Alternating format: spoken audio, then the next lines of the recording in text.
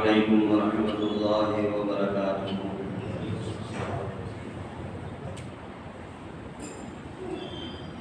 الحمد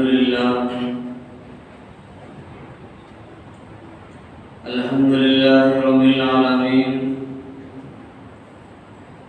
والصلاة والسلام على سيدنا محمد صلى الله عليه وسلم وآله وأصحابه أجمعين.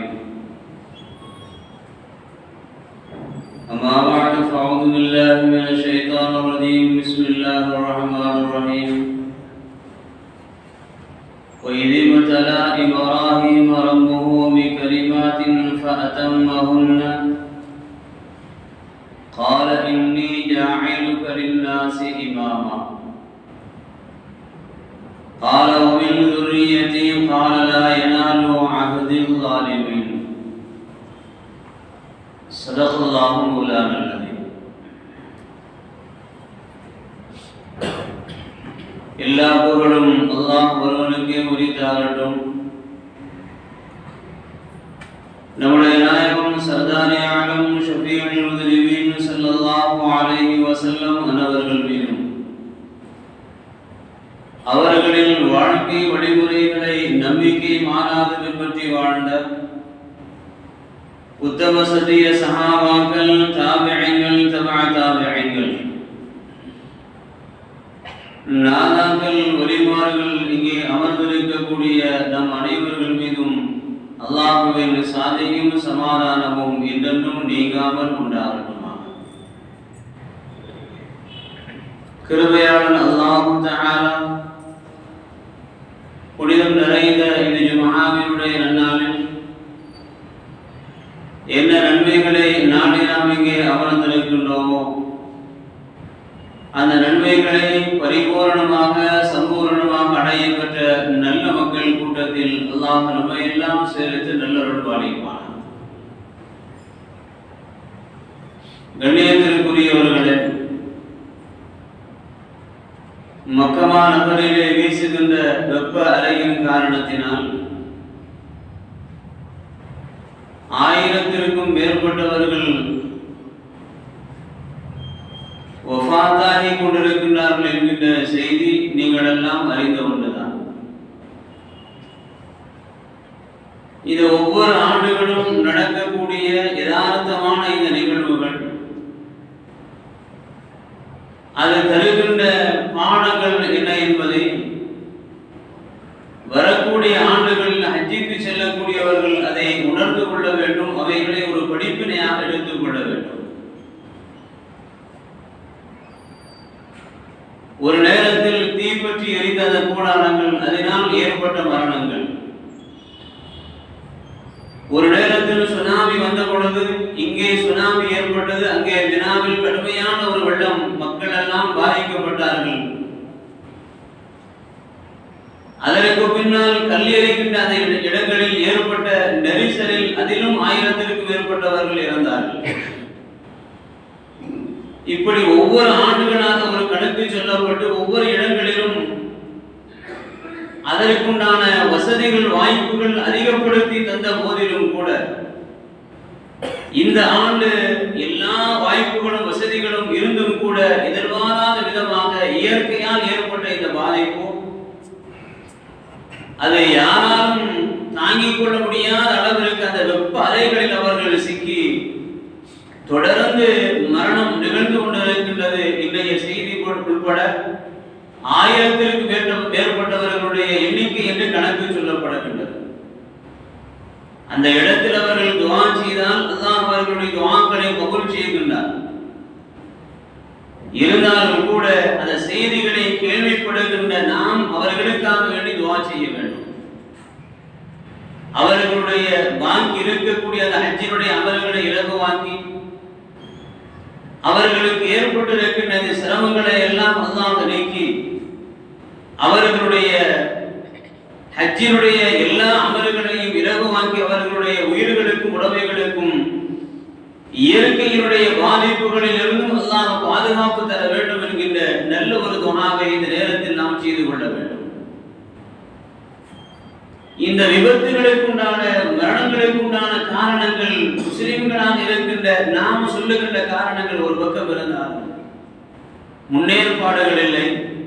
ஹஜ்ஜி கமிட்டியிலே வராதீர்கள், தனியார் ஹஜ்ஜி சர்வீஸிலே வாருங்கள், நீங்கள் வயோதிகளாக இருந்தாலும் உங்களுக்குண்டான வசதிகளை செய்து கொடுப்பார்கள் என்று அங்கிருந்து வரக்கூடிய வாட்ஸ்அப்பினுடைய அந்த ஆடியோக்கள் செய்திகள் நமக்கு உணர்த்துகின்ற செய்திகள் இருந்தாலும் கூட ஒரு யகூதி ஒருத்தர் இன்றைக்கு ஒரு பதிவை செய்திருக்கின்றார். இந்த மரணங்களுக்கு உண்டான காரணங்கள் எனக்கு முதன்மையாக என்ன ஒரு காரணம் தெரிகின்றது என்று சொன்னால், முஸ்லிம்கள் இந்த ஹஜ்ஜினுடைய 5 கடமைகளில் ஒரு கடமையை வாழ்க்கையினுடைய கடைசி நேரத்திற்கு அவர்கள் தள்ளி போடுகின்றார்கள். அந்த சொன்ன காரணத்தை பார்த்த பிறகுதான் இதுதான் யதார்த்தமான உண்மை என்று நமக்கு விளங்குகின்றது. முன்னோரெல்லாம் சொல்லிக் கொண்டிருந்தார்கள், இளம் வயதிலே ஹஜ்ஜிக்கு சென்றால் ஹஜ்ஜி செய்யலாம், வயதை கடந்து வயோதிக அந்த நேரத்தில் ஹஜ்ஜிக்கு சென்றால் ஹஜ்ஜை பார்க்கலாம் என்று சொன்ன அந்த வார்த்தைகளுக்கும் கூட கடுமையான எதிர்ப்புகள் கிளம்பிய நேரம் உண்டு. ஆனால் யதார்த்தமான உண்மை அவர் சொல்லுகின்றார், இஸ்லாத்தினுடைய 50 கடமைகளில் 5வது கடமையாக இருக்கின்ற இந்த ஹஜ்ஜினுடைய அமலை முஸ்லிம்கள் தங்களுடைய வயோதிகத்தினுடைய கடைசி நேரத்தில் அவர்கள் தள்ளி போடுகின்றார்கள், பிற்படுத்துகின்றார்கள். அங்கு ஏற்படக்கூடிய அந்த சிரமங்களை, அங்கு ஏற்படக்கூடிய அந்த கஷ்டங்களை அவர்களால் தாங்கிக் கொள்ள முடியாத ஒரு மனப்பக்குவம், ஒரு உடல் பக்குவம் அவர்களுக்கு ஏற்படுவதன் காரணத்தினால் இது போன்ற மரணங்கள் தொடர்ந்து நிகழ்ந்து கொண்டிருக்கின்றது என்று அவர் ஒரு கருத்தை பதிவு செய்கின்றார். யதார்த்தமான விஷயங்களை நாம் விளங்குகின்ற பொழுது இது போன்ற சிரமங்களிலிருந்து அல்லாஹ் நம்மை பாதுகாப்பதற்கு தயாராக இருக்கின்றார். பொதுவாகவே ஹஜ்ஜினுடைய அந்த இடங்களை, ஹரம் ஷரீஃபினுடைய இடங்களை, அதனுடைய சுற்று வட்டாரத்தை பார்க்கின்ற பொழுது நாளுக்கு நாள் நீட்டிக்கொண்டே செல்லுகின்றார். அந்த நாளுக்கு நாள் மக்கள் எந்த அளவிற்கு அதை வர வேண்டும் என்று ஆசைப்படுகின்றார்களோ அந்த அளவிற்கு அதை விரிவுபடுத்திக் கொண்டே சென்று கொண்டிருக்கின்றார்கள். நீங்கள் சாதாரணமாக அந்த இடத்திலிருந்து உங்களுடைய இயற்கை விவாதங்களை நீங்கள் கழித்து விட்டு வர வேண்டுமையானால் மிக சாதாரணமாக 1 கிலோமீட்டர் நீங்கள் நடந்தே ஆக வேண்டும்.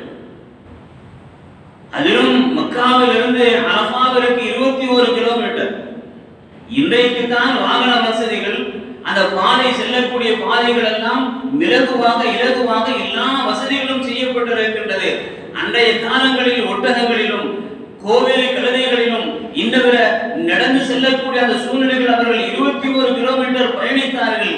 அவர்கள் எந்த விதமான சிரமங்களையும் அனுபவித்ததாக தெரியவில்லை. காரணம், முதலாவது உடல் ஆரோக்கியம், இரண்டாவது அந்த இடத்திற்கு சென்றால் நம்மால் எப்படியெல்லாம் நடந்து கொள்ள முடியும் என்கின்ற அந்த திட்டமிடல் வேண்டும். ஒரு ஹஜ்ஜினுடைய வழியனுப்பு விழாவிலே ஒரு மருத்துவ செய்தியை சொல்லுகின்றார். நீங்கள் ஹஜ்ஜிக்கு சென்றால் ஆங்காங்கே நடக்க வேண்டிய சூழ்நிலைகள் அதிகமாக ஏற்படும். உங்களுடைய இருப்பிடத்திற்கும் கஅபாவிற்கும் இடையில் நீங்கள் வந்து செல்வதற்கும் அந்த நேரங்கள் நடைபயணம் மிக சாதாரணமாக 2 கிலோமீட்டர் இருக்கும் என்று மருத்துவர் சொல்லுகின்றார். அதை ஏற்று அதற்குண்டான முன் ஏற்பாடுகளை, அதனுடைய உடல் அமைப்புகளை தயார்படுத்திக் கொண்டவர்களே. முதலாவதாக உங்களால் முடிந்த அளவிற்கு வயது மிக கம்மியாக இருந்தாலும் பரவாயில்லை, வாய்ப்புகள் வசதிகள் வருகின்ற பொழுது ஹஜ்ஜை நீங்கள் செய்து முடித்து விடுங்கள். அதுதான் பெருமானார் ஸல்லல்லாஹு அலைஹி வஸல்லம் அவர்கள் இந்த உம்மத்திற்கு சொன்ன முதல் செய்தி, மன் அராதல் ஹஜ்ஜ ஃபல்யத்தஅஜ்ஜல். நீங்கள் ஹஜ்ஜை நாடுவீர்களேயானால் அதை மிக சீக்கிரமாக விரைவாக நீங்கள் செய்து முடித்து விடுங்கள். ஃபஇன்னஹு கத் யம்ருதுல் வரீம். பெருமானார் ஸல்லல்லாஹு அலைஹி வஸல்லம் அவர்கள் சொல்லி அந்த வார்த்தை இன்றைக்கு நமக்கு உண்மையாக தெரிகிறது. எந்த நேரத்தில் உங்களுக்கு நோய் வரும் என்று தெரியாது. நோய் தொற்றிக் கொள்ளலாம், உங்களுக்கு நோய் ஏற்பட்டு விடலாம். ஆதலால் உங்களுக்கு உடல் உபாதைகள், அசௌகரியங்கள், நோய்கள் ஏறாமல் ஏற்படுவதற்கு முன்னாலேயே நீங்கள் ஹஜ்ஜை செய்து முடித்து விடுங்கள் என்று பெருமானார் ஸல்லல்லாஹு அலைஹி வஸல்லம் அவர்கள் சொல்லி அந்த ஒரு செய்தி நமக்கு மிகுந்த ஒரு பாடமாக, மிகுந்த ஒரு செய்தியாக நமக்கு தெரிய வருகிறது. இந்த ஹஜ்ஜினுடைய நேரங்களில் வயோதிகமான காலத்திலே செல்வதன் காரணத்தினால் இது போன்ற இயற்கை சிரமங்கள் ஒரு பக்கம், அதே நேரத்தில் சில நேரங்களில் இந்த 5 நாட்கள் பிற பிறை 8, 9, 10, 11, 12 மினாவிலிருந்து முஸ்தலிஃபா, அரஃபா, மீண்டும் மினா வந்து மக்காவிற்கு நீங்கள் வருகின்ற இந்த 5 நாட்களுக்குள்ளால் மிகுந்த 3 சிரமங்கள் ஏற்படும். முதலாவது, இயற்கை உபாதைகளை உங்களால் தகுந்த நேரத்திலே கழிக்க முடியாது. இரண்டாவது, சரியான நேரத்திற்கு உணவு கிடைக்காமல் போகலாம். மூன்றாவது, அங்கு எந்த வாகன வசதிகளையும் நீங்கள் எதிர்பார்க்க முடியாது. எல்லா இடங்களுக்கும் நடந்தே ஆக வேண்டும். இந்த 3 விஷயங்களை முன்கூட்டியே நீங்கள் அதை தயார் செய்து கொண்டு இனி வரக்கூடிய அந்த காலங்களில் இந்த திட்டமிடல்களை நீங்கள் சரி செய்து கொள்ளுங்கள் என்று ஒவ்வொரு ஆண்டுகளும் அந்த இடத்தில் ஏற்படக்கூடிய சிரமங்களை ஆதிகள் நமக்கு செய்திகளாக தந்து கொண்டிருக்கின்றார்கள். இந்த ஆண்டு அவர்கள் நமக்கு தருகின்ற அந்த செய்தி, உங்கள் ஆயுளையும் அல்லாஹ் உங்களுக்கு நீடித்து தருகின்ற பொழுது, உங்களுக்கு வாய்ப்புகள், வசதிகள், சக்திகள் இருக்கின்ற பொழுதே நீங்கள் ஹஜ் செய்து கொள்ளுங்கள் என்று அங்கிருந்து வரக்கூடிய அந்த செய்திகள் நமக்கு உணர்த்தி சொல்லுகின்றது. அந்த வரிசையிலே இந்த ஹஜ்ஜினுடைய இந்த 5 நாட்கள் மிகுந்த சிரமம் தான். அதற்காக வேண்டிய ஹஜ்ஜிக்கு செல்லாதீர்கள், வரக்கூடியவர்கள் இப்படிப்பட்ட நிலைகள் நீங்கள் வந்து விடாதீர்கள் என்று யாரும் யாரையும் சொல்லக்கூடாது. அதே நேரத்தில் முன் ஏற்பாடுகளை செய்து கொள்ள வேண்டும். ஒரு ஹஜ்ஜிக்கு செல்லுகின்ற பொழுது அதற்கு 1 மாதத்திற்கு முன்னாலேயே ஒரு காலை நேரங்களில் நடைபயிற்சியை நாம் செய்து கொண்டு பழக்கிக் கொண்டோம் என்று சொன்னால், அந்த இடத்திற்கு நாம் சென்றதற்கு பின்னால் வெகுவாக நடந்து நம்மால் வர முடியும், போக முடியும். அந்த நடைபயிற்சி என்பது இன்றைக்கு சகல நேரங்களிலேயும் குறைந்து போய்விட்டது. பெருமானார் ஸல்லல்லாஹு அலைஹி வஸல்லம் அவர்கள் சொல்லுவார்கள், அதிகாலை நீங்கள் எழுந்திருந்து சுபஹ் தொழுகைக்கு அல்லாஹ்வினுடைய இறை இல்லத்தை நோக்கி நீங்கள் நடந்து வருகின்ற ஒவ்வொரு எட்டுக்கும் பெருமானார் ஸல்லல்லாஹு அலைஹி வஸல்லம் அவர்கள் இந்த உம்மத்திற்கு சொல்லி தந்திருக்கின்ற ஆரோக்கியமான வாழ்க்கையினுடைய விஷயங்கள் ஏராளம். ஒவ்வொரு செய்திகளை நாம் பார்த்தால் உண்பதாக, உறங்குவதாக, உடுத்துவதாக, எழுந்திருப்பதாக, நடப்பதாக, எந்த செயல்களாக இருந்தாலும் பெருமானார் ஸல்லல்லாஹு அலைஹி வஸல்லம் அவர்கள் ஆரோக்கியத்தை முன்வைத்துத்தான் நமக்கு ஏராளமான விஷயங்களை கற்றுத் தந்தார்கள். காலையில் எழுந்தவுடன் நீங்கள் செய்ய வேண்டிய முதல் வேலை நடைபயிற்சி. நீங்கள் எழுந்து உது செய்து சுத்தமாகி அல்லாஹ்வினுடைய இறை இல்லத்தின் பக்கம் நீங்கள் நடந்து வரக்கூடிய ஒவ்வொரு எட்டுக்கும் பெருமானார் ஸல்லல்லாஹு அலைஹி வஸல்லம் அவர்கள் இதை மையப்படுத்தி, இதை முதன்மைப்படுத்தி சொல்ல வேண்டிய அவசியம் என்ன என்பதை ஒரு பக்கம் நீங்கள் படிப்பனையாக நீங்கள் பார்ப்பீர்களேயானால், காலையில் எழுந்து நாம் அல்லாஹ்வினுடைய இறை இல்லத்தை நோக்கி நாம் நடந்து செல்லுகின்ற பொழுது அதில் ஏராளமான ஆரோக்கியங்களை அல்லாஹ் வைத்திருக்கின்றான் என்பதை தான் ஹஜ்ரத் பெருமானார் ஸல்லல்லாஹு அலைஹி வஸல்லம் அவர்கள் நமக்கு குறிப்பிட்டு சொல்லுகின்றார். காலையில் எழுந்தவுடன் நீங்கள் கைகளை கழுவ வேண்டும் என்று சொல்லுகின்ற பெருமானார் ஸல்லல்லாஹு அலைஹி வஸல்லம் அவர்கள் அதில் எவ்வளவு பெரிய ஒரு ஆரோக்கியம். இதை செய்யக்கத அமலுக்கும் மனானிஹி ஃபல்யக்ஸில் யதஹு ஸலாஸ மர்ரா. நீங்கள் தூங்கி எழுந்தவுடன் செய்ய வேண்டிய முதல் வேலை உங்களுடைய 2 கைகளையும் நீங்கள் கழுவிக் கொள்ளுங்கள் என்றார். அதற்கு காரணம் நபி அவர்கள் இவ்வாறு சொன்னார்கள், ஃபஇன்னஹு லா தத்ரி ஐன பாதத் யதஹு. நீங்கள் இரவு தூங்குகின்ற பொழுது உங்களுடைய கைகள் எங்கே தங்கி இருந்தது என்று உங்களுக்கு தெரியாது. இது அழகான ஒரு வார்த்தை. பெருமானார் ஸல்லல்லாஹு அலைஹி வஸல்லம் அவர்கள் நீங்கள் தூங்குகின்ற அந்த நேரங்களில் உங்களுடைய கைகள் எந்தெந்த இடங்களுக்கு சென்றது, எந்த இடங்களை தொட்டீர்கள், எந்த இடங்களை நீங்கள் உங்களுடைய அரிப்புகள் அல்லது ஏதாவது சிரமங்கள் ஏற்படுகின்ற பொழுது அந்த கைகள் எங்கே தங்கி இருந்தது என்று உங்களுக்கு தெரியாது. நீங்கள் தூங்கிக் கொண்டிருந்தீர்கள். ஃபல்யக்ஸில் யதஹு ஸலாஸ மர்ரா. 3 தடவை நீங்கள் கழுவிக் கொள்ளுங்கள் என்றார்கள் ஹஜ்ரத் பெருமானார் ஸல்லல்லாஹு அலைஹி வஸல்லம் அவர்கள். ஆக ஹஜ்ஜினுடைய இந்த 5 நாட்கள் மிகுந்த சிரமம் தான். வாகனம் இருக்காது, உணவு நேரத்திற்கு கிடைக்காது, சில நேரங்களில் செய்வதற்குண்டான காரியங்கள் இருக்காது. அவைகளை எல்லாம் நாம் ஒரு முன்னேற்பாடுகளாக நாம் விளங்கிக் கொண்டு அந்த இடத்திற்கு நாம் செல்ல வேண்டுமையானால் வயோதிகமான காலத்தை கடந்ததற்கு பின்னால் தள்ளி போட்டு கடைசியில் பார்த்து கொள்ளலாம் என்று சொல்லுகின்ற பொழுதுதான், அதனால் தான் இது போன்ற மரணங்கள் ஏற்படுகின்றது என்று மருத்துவர்களும் சகோதர சமுதாயத்த மக்களும் நம்மில் இருக்கக்கூடிய பெரும்பெரும் ஆளுங்கள் எல்லாம் இந்த செய்திகளை நமக்கு உணர்த்தி சொல்லுகின்றார்கள். ஆதலால் ஒவ்வொரு ஆண்டும் ஹஜ்ஜினுடைய அந்த நேரங்கள் நமக்கு பல பாடங்களை கற்றுத்தருகின்றது, பல படிப்பினைகளை கற்றுத்தருகின்றது. இந்த ஆண்டு இயற்கையால் ஏற்பட்ட அந்த வெப்ப அலைகளை நாம் எப்படி தாங்கிக் கொள்ள முடியும் என்கின்ற அந்த நிலைகளை நாம் யோசிக்க வேண்டிய அதே நேரத்தில் நம்முடைய உடல் அவைகளுக்கு தகுந்த ஒரு ஆரோக்கியத்தை பெற்ற உடலாக நம்முடைய உடல் ஆக வேண்டும், இருக்க வேண்டும் என்பதை தான் இன்றைய காலத்து ஏற்பட்டிருக்கின்ற அங்கிருந்து வரக்கூடிய அந்த செய்திகள் நமக்கு உணர்த்தி சொல்லுகின்றது. அல்லாஹ்வுடைய சன்னிதானத்தில் அவர்கள் அந்த இடத்தில் கேட்கக்கூடிய துஆக்கள் அல்லாஹ் மறுப்பது கிடையாது. அதே நேரத்தில் அவர்களுக்கு ஏற்பட்டிருக்கிற அந்த சிரமங்கள் நமக்கு செய்திகளாக வருகின்ற பொழுது அவர்களுக்காக வேண்டி நாம் துஆ செய்ய வேண்டிய கடமை நமக்கு இருக்கின்றது. நாம் அவர்களுக்காக வேண்டி துஆ செய்ய வேண்டும். இந்த ஹஜ்ஜினுடைய இந்த காலங்களில் அல்லாஹ் இது போன்ற சிரமங்களை ஏன் தருகின்றான் என்கிற அந்த கேள்வி வரக்கூடாது. இது போன்ற சிரமங்களை அல்லாஹ் ஏன் தருகின்றான் என்று கேள்வி வரக்கூடாது. அல்லாஹ்வால் நபி இப்ராஹிம் அலைஹிஸ்ஸலாத்து வஸலாம் அவர்களுடைய கடமைகளிலிருந்து செயல்களிலிருந்து ஒவ்வொரு அசைவுகளையும் ஹஜ்ஜினுடைய அடையாளங்களாக அல்லாஹ் நமக்கு ஆக்கி தந்திருக்கின்றான். தவாஃப் செய்வதாக இருந்தாலும், மகாமே இப்ராஹிம் என்று தொழுவதாக இருந்தாலும், முஸ்தலிஃபாவாக இருந்தாலும், சை செய்யக்கூடிய காலங்களாக இருந்தாலும், ஷைத்தானுக்கு கல்லெறியக்கூடிய இடங்களாக இருந்தாலும், ஒவ்வொரு நிகழ்வுகளும் ஹஜ்ரத் இப்ராஹிம் அலைஹிஸ்ஸலாத்து வஸலாம் அவர்களுடைய வாழ்க்கையினுடைய நிலைகளிலிருந்து அந்த அசைவுகளை எல்லாம் அல்லாஹ் நமக்கு கடமைகளாக ஆக்கி தந்திருக்கின்றார். இரண்டாவது அத்தியாயத்தினுடைய 124வது வசனத்தில் அல்லாஹ் இவ்வாறு பேசுகின்றார். ஒய்திபதலா இப்ராஹிம் ரப்புஹு பிகலிமாத்தின் ஃபஅதம்மஹுன்ன.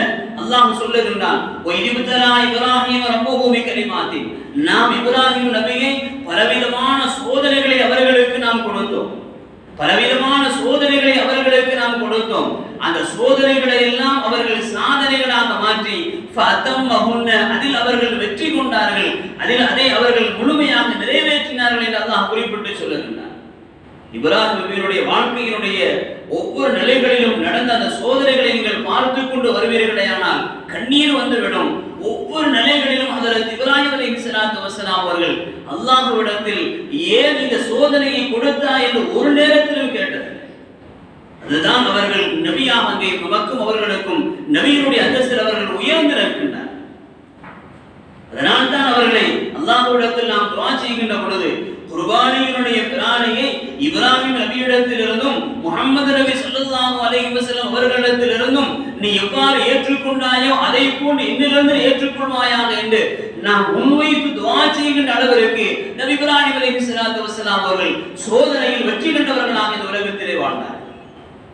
தங்களுடைய குடும்பத்தாரிடத்தில் ஈமானை சொல்வதற்கு அல்லாஹ் அவர்களுக்கு ஒரு வழியை காட்டினார். சூரியனை பார்த்து இதுதான் இறைவனாக இருக்கும் என்று நினைத்தார்கள். சந்திரனை பார்த்து இதுதான் இறைவனாக இருக்கும் என்று நினைத்தார்கள். நட்சத்திரங்களை பார்த்து இதுதான் இறைவனாக இருக்கும் என்று நினைத்தார்கள். எல்லாம் சூரியன் மறைந்து விடுகின்றது, சந்திரன் கரைந்து போய் விடுகின்றது, நட்சத்திரங்கள் கண்ணுக்கு தெரியாமல் போய் விடுகின்றது. இப்ராஹிம் ரப்பி அரினி, அல்லாஹ்விடத்திலே சொல்லுகின்ற அந்த வார்த்தைகளை அல்லாஹ் பேசுகின்றான். எல்லாவற்றையும் பார்த்து இதுவல்ல இறைவன் என்று முடிவு செய்ததற்கு பின்னால், இவைகளை எல்லாம் படைத்தரப்பு ஒருவர் இருக்கின்றான் என்கின்ற அந்த முடிவுக்கு வந்ததற்கு பின்னால் மிகப்பெரிய ஒரு சோதனைக்கு அவர்கள் ஆளாக்கப்பட்டார்கள். தங்களுடைய குடும்பத்தார்களிடத்தில் முதலாக ஈமானை எடுத்து வைத்தார்கள். அங்கிருந்து அவர்களுக்கு தொடங்கிய அந்த சோதனை, அதற்கு பின்னால் அல்லாஹ்வுடைய உத்தரவின் பிரகாரம் ஹாஜர் அம்மையாரையும் இஸ்மாயில் அலைஹிஸ்ஸலாத்து வஸலாம் அவர்களையும் அந்த கஅபாவினுடைய அந்த ஓரத்தில் அவர்கள் அங்கு படுக்க வைத்து விட்டு தன்னந்தனியாக விட்டு வந்தார்களே, அதற்கு பின்னால் அல்லாஹ் ஜம்சம் தண்ணீரை கொடுத்தான். இதுவெல்லாம் நாம் அறிந்த வரலாறு. வரலாற்றினுடைய கடைசி நிமிடத்திலே ஹஜ்ரத் இப்ராஹிம் அலைஹிஸ்ஸலாத்து வஸலாம் அவர்கள் நம்ரூதுக்கு முன்னால் கொண்டு வந்து நிறுத்தப்படுகின்றார்கள். அல்லாஹ்வை சொல்ல வேண்டிய முறைப்படி அந்த இடத்தில் அவர்கள் சொல்லியதன் காரணத்தினால், அல்லாஹ்வை எடுத்து சொல்ல வேண்டிய அந்த இடத்தில் அவர்கள் முறைப்படி எடுத்து சொன்னதன் காரணத்தினால் நெருப்பு குண்டத்தில் தூக்கி வீச வேண்டும் நம்ரூதால் முடிவு செய்யப்பட்டு நெருப்பு குண்டம் உருவாக்கப்பட்டது. மின்னணி கருவிலே ஹஜ்ரத் இப்ராஹிம் அலைஹிஸ்ஸலாத்து வஸலாம் அவர்கள் தூக்கி வைக்கப்பட்டிருக்கின்றார்கள். இன்னும் ஒரு சில நிமிடங்களில் நெருப்பு குடியிலே விழுந்து விடுவார்கள். ஹஜ்ரத் இப்ராஹிம் அலைஹிஸ்ஸலாத்து வஸலாம் அவர்கள் வருகின்றார்கள். யா இப்ராஹிம், என்ன வேண்டும்? யா இப்ராஹிம், உங்களுக்கு என்ன வேண்டும் என்று கேட்கின்றார்கள். உங்களிடத்தில் எனக்கு எதுவும் தேவையில்லை, அல்லாஹ் ஒருவன் எனக்கு போதுமானவனாக இருக்கின்றான் என்று அந்த மின்ஜினை கருவியில் இருந்தவாறு ஹஸ்புனல்லாஹு வ நிஅமல் வக்கீல் என்று ஹஜ்ரத் இப்ராஹிம் அலைஹிஸ்ஸலாத்து வஸலாம் அவர்கள் சொல்லிக் கொண்டிருக்கின்ற அந்த நேரத்திலேயே நெருப்பு குடியிலே தூக்கி வீசப்படுகின்றார்கள். அல்லாஹ்வினுடைய உத்தரவு, குல் யா நார் கூனி பர்தம் வ ஸலாம், யா நார் நெருப்பே கூறி நீ ஆகிவிடு வருதம் வசலாமா, இந்த இப்ராஹிமுக்கு குளிர் தருகின்ற பூஞ்சோலையாக நீ மாறி என்று அல்லாஹ் உத்தரவு பிறப்பித்தார். ஹஜ்ரத் இப்ராஹிம் அலைஹிஸ்ஸலாத்து வஸ்ஸலாம் அவர்கள் வாழ்க்கையினுடைய ஒவ்வொரு கட்டங்களிலும் அந்த சோதனைகளில் இருந்து அல்லாஹ் கொடுத்தது போதும் என்று நினைக்கவில்லை. அல்லாஹ் கொடுத்தால் எதையும் தாங்கிக் கொள்வேன் என்ற அந்த இதயத்தை பக்குவப்படுத்திக் கொண்டதன் காரணத்தினால் ஆட்டை இஸ்மாயிலை அறுக்கின்ற நேரத்தில் அல்லாஹ் ஆட்டை கொடுத்தார். குடும்பத்தார்கள் ஒதுக்கிய அந்த நேரத்தில் அல்லாஹ் அவர்களுக்கு வழியை காட்டினான். நம்முடைய நெருப்பு குண்டத்தில் தூக்கி வீசுகின்ற நேரத்தில் வெளியில் இருந்தவர்கள் எல்லாம் இப்ராஹிம் கரிந்து போய்விட்டார் என்றார்கள். வெளியில் இருந்தவர்கள் எல்லாம் இப்ராஹிம் மரணித்து போய்விட்டார் என்றார்கள். ஆனால் ஹஜ்ரத் இப்ராஹிம் அலைஹிஸ்ஸலாத்து வஸ்ஸலாம் அவர்கள் அந்த நெருப்பு குண்டத்திற்கு உள்ளே அவரது அல்லாஹ்வை திக்ர் செய்து கொண்டிருந்தார். இதுவெல்லாம் நமக்கு தருகின்ற பாடங்கள் என்ன? அல்லாஹ்வால் நமக்கு தரப்பட்ட அந்த உத்தரவுகளை மிக சரியான நேரத்தில் நாம் செய்து முடிக்கின்ற பொழுது அவைகளை சிரமங்களாக இந்த உலகத்தில் நாம் கருதக்கூடாது, அவைகளை சிரமங்களாக நாம் எடுத்துக் கொள்ளக்கூடாது. அல்லாஹ் நமக்கு போதுமானவன், அல்லாஹ் நமக்கு வழிகாட்டுவான், இந்த சிரமங்களிலிருந்து அல்லாஹ் நம்மை நீக்குவான் என்கின்ற அந்த உயர்ந்த ஈமானின் தத்துவம் அந்த படிப்பினை நமக்கு வருகின்ற பொழுது வாழ்க்கையில் எவ்வளவு சிரமங்கள் இந்த உலகத்தில் ஏற்பட்டாலும் எல்லாவற்றையும் இலகுவாக கடந்து செல்லக்கூடிய வழிகளை அல்லாஹ் நமக்கு காட்டுவதற்கு தயாராக இருக்கின்றான். அந்த மனப்பக்குவம் நமக்கு வேண்டும் என்பதைத்தான் இந்த ஹஜ்ஜினுடைய அமல்கள் ஹஜ்ரத் இப்ராஹிம் அலைஹிஸ்ஸலாத்து வஸ்ஸலாம் அவர்களுடைய வாழ்க்கை வரலாற்றினுடைய சோதனைகளை சாதனைகளாக மாற்றிய இப்ராஹிம் நபியினுடைய ஒவ்வொரு சம்பவங்கள் நமக்கு உணர்த்தி சொல்லுகின்றது. 3 கட்ட சோதனைகள், அந்த 3 கட்டத்திலும் அல்லாஹ்வை முன்னிறுத்தினார்கள், அல்லாஹ்வை நம்பினார்கள், அல்லாஹ் மீது தவக்குல் கொண்டார்கள். அல்லாஹ் அவர்களை பாதுகாத்தார். அல்லாஹ் நாடி இருந்தால் இஸ்மாயிலை கத்தியை கொண்டு அவர்களுடைய கழுத்துக்கு நெருக்கமாக வந்த அந்த நேரத்தில் அல்லாஹ்வினுடைய நாட்டை வறுத்து பலியிட வேண்டும் என்று இருந்திருந்தார். அல்லாஹ்வினுடைய உத்தரவு, அந்த உத்தரவை நிறைவேற்றுவதற்கு துணிந்தார்கள், அதை சம்மதித்தார்கள்.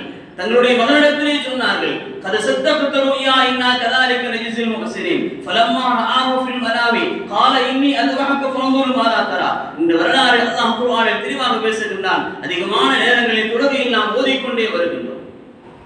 அந்த நேரத்தில் அல்லாஹ் நாடி இருந்தால் துனியாவில் கியாமத் நாளில் வரக்கூடிய ஒவ்வொருவரும் தங்களுடைய குழந்தைகளில் ஒரு ஆண் மகனை அல்லாஹ்விற்காக அறுத்து பலியிட வேண்டும். அது ஒரு சுன்னத்தாக ஆக்கப்பட்டிருக்கும்.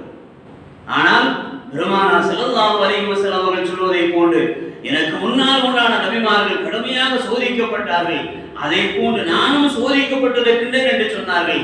அந்த வரிசையில் ஹஜ்ரத் இப்ராஹிம் அலைஹிஸ்ஸலாத்து வஸ்ஸலாம் அவர்களுக்கு அல்லாஹ் கொடுத்த அத்துணை சோதனைகளையும் தாங்கிக் கொள்ளுகின்ற அந்த மனப்பக்குவத்தை அவர்கள் பெற்றிருந்தார்கள்.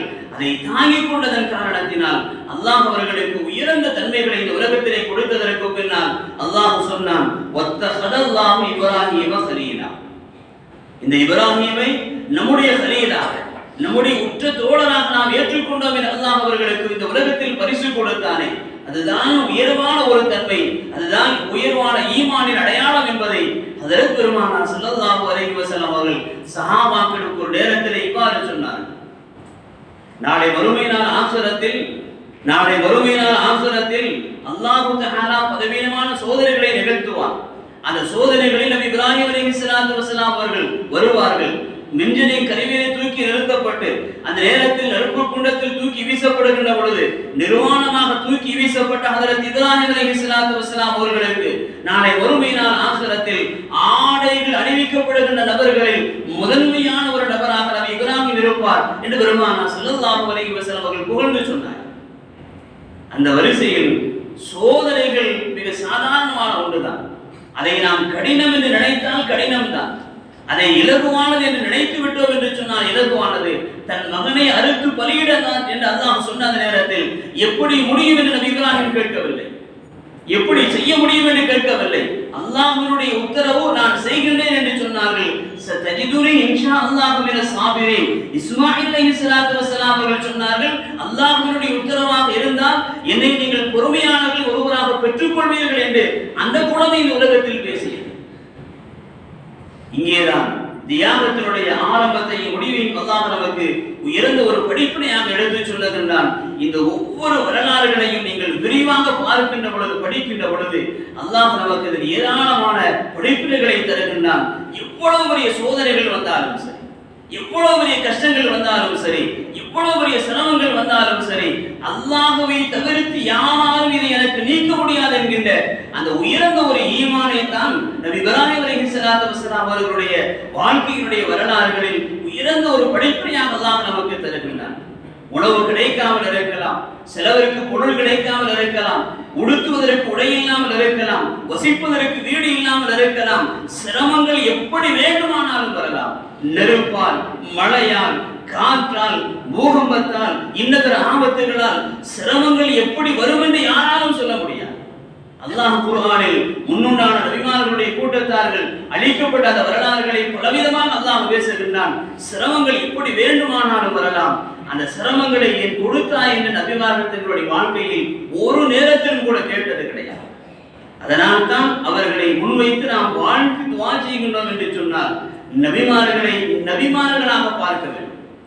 நபிமார்கள் பட்ட சிரமங்களை சொல்வதன் காரணத்தினால் அந்த சிரமங்களை இவர்களுக்கு வேண்டும் என்று நாம் துஆ செய்ய வேண்டும். மணமக்களை அமர்ந்து உட்கார வைத்து நபிமார்களுடைய பெயர்களை சொல்லி துஆ செய்கின்றீர்களே, அவர்கள் சிரமப்பட்டார்களே, அந்த சிரமம் இவர்களுக்கு வந்து விடாதா என்று நாம் கேட்கின்றோமே. சரி, நபிமார்களுடைய பெயர்களை சொல்லவில்லை, அந்த நபிமார்களுடைய பெயர்களை சொல்லாமல் இருந்ததன் காரணத்தினால் அந்த சிரமங்கள் இவர்களுக்கு வராது என்பதற்கு என்ன உத்தரவாதம்? யாருக்கு அல்லாஹ் சிரமத்தை தரவில்லை? இது உள்ளால் நிறைய விஷயங்கள் இருக்கின்றது. நான் தொட்டு வைத்திருக்கின்றேன், நீங்கள் புரிந்து கொள்ளுங்கள். அல்லாஹ்வுடைய சன்னிதானத்தில் ஹலகல் மௌத வல் ஹயாத லியப்லுவக்கும் அய்யுக்கும் அஹ்ஸனு அமலா, அல்லாஹ் தஆலா மௌத்தையும் ஹயாத்தையும் சோதிப்பதற்கு படைத்திருக்கின்றான். அதில் யார் இவர் என்று அல்லாஹ் யாரையும் குறிப்பிட்டு பார்ப்பதில்லை. யாரை சோதிக்க வேண்டும் என்று அல்லாஹ் நாடுகின்றானோ அவர்களை சோதிக்கின்ற பொழுது அந்த சோதனைகளை நாம் சாதனைகளாக இந்த உலகத்தில் மாற்ற வேண்டுமையானால் அதற்கு முன்னோடியாக நபி இப்ராஹிம் அலைஹிஸ்ஸலாத்து வஸலாம் அவர்களுடைய வரலாறுகளை அல்லாஹ் நமக்கு தந்திருக்கின்றான். எல்லாம் வல்ல ரப்புல் ஆலமீன் அல்லாஹ் தஆலா இந்த உலகத்தில் நாம் வாழும் காலமெல்லாம் நம்மை நோக்கி வரக்கூடிய பேராபத்துகள், பெரும் கஷ்டங்கள், நஷ்டங்கள், நோய்கள் எல்லாவற்றை விட்டும் அல்லாஹ் நம்மை பாதுகாத்து நிம்மதியான ஒரு வாழ்வை வாழக்கூடிய பாக்கியத்தை அல்லாஹ் நமக்கும், நம்முடைய பெற்றோர்களுக்கும், நம்முடைய குடும்பத்தார்களுக்கும், நம்முடைய வாரிசுகளுக்கும், நம் அனைவருக்கும் அல்லாஹ் நசீபாக்கி தந்தல் புரிவானாக. இந்த உலகத்தை விட்டு மரணிக்கின்ற பொழுது லா இலாஹ இல்லல்லாஹ் முஹம்மது ரசூலுல்லாஹ் என்கின்ற உன்னத கலிமாவை மனமகிழ்வோடு மொழிந்து மரணிக்கக்கூடிய பாக்கியத்தை அல்லாஹ் நம் அனைவர்களுக்கும் நசீபாக்கி தந்தல் புரிவானாக. நாளை மறுமையினால் ஆசிரத்தினுடைய அனைத்து அதாபுகள், வேதனைகளை விட்டும் அல்லாஹ் நம்மை பாதுகாத்து ஜன்னத்துல் ஃபிர்தௌஸ் என்கின்ற சுவர்க்கத்தை அடையக்கூடிய பாக்கியத்தை அல்லாஹ் நமக்கும், நம்முடைய பெற்றோர்களுக்கும், நம்முடைய குடும்பத்தார்களுக்கும், நம்முடைய வாரிசுகளுக்கும், நம் அனைவர்களுக்கும் அல்லாஹ் நசீபாக்கி தந்தல் புரிவானாக. வாஹிரு தஅவானா அல்ஹம்துலில்லாஹ்.